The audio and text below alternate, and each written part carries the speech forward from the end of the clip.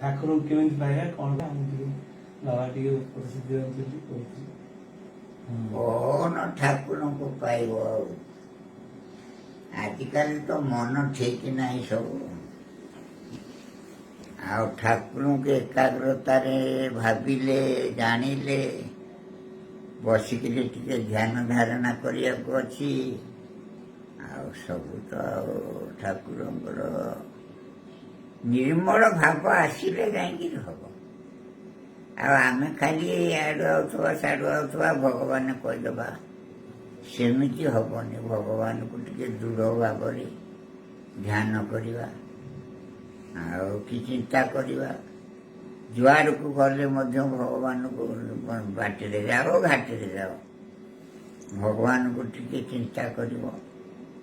ଭଗବାନ ତ ଆମ ପାଖରେ ଅଛନ୍ତି, ଭଗବାନ ଦୂରରେ ନାହାନ୍ତି, ଆମ ଦେହରେ ଅଛନ୍ତି ଭଗବାନ। ଆମେ ଏତିକି ଜାଣିଲେ ହେଲା। ଇଏ ଭଗବାନ ଇଏ ଶରୀରରେ ଅଛନ୍ତି ବୋଲି ଏ ଶରୀର ଅଛି।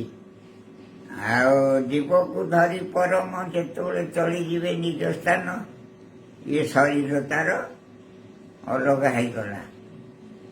ଜୀବ ପରମ ଆ ଭିତରେ ଯେତେବେଳେ ଅଛନ୍ତି, ଏ ଶରୀର ଚାଲିଛି, କଥା କହୁଛି, ଯାଉଛି, ଆଉଛି, ଖାଉଛି, ପିଉଛି, ସବୁ କରୁଛି। ଜୀବକୁ ଧରି ଯେତେବେଳେ ପରମ ଚାଲିଯିବେ ନିଜ ସ୍ଥାନ, ଇଏ ଶରୀରଟା ଅଲଗା ହେଇଯିବ।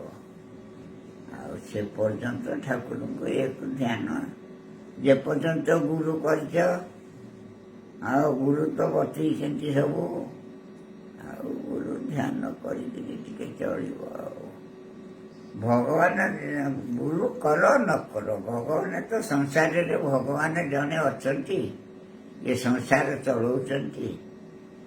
ତାଙ୍କ ବିନା ତ ସଂସାର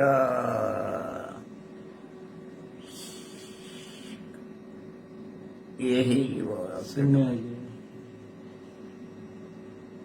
ଭଗବାନ ସେଇ ଯୋଗେ ଗୁରୁ କରିବାକୁ ହଉଛନ୍ତି। ଲୋକ ଜାଣୁନାହାନ୍ତି ତ।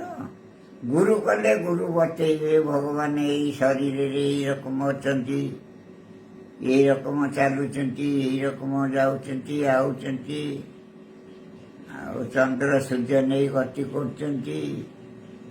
ଆଉ ଠାକୁରଙ୍କର ଏଇ ନୀତି ତ ଜୟ ନାରାୟଣ ସ୍ୱାମୀ ହରିବୋଲ।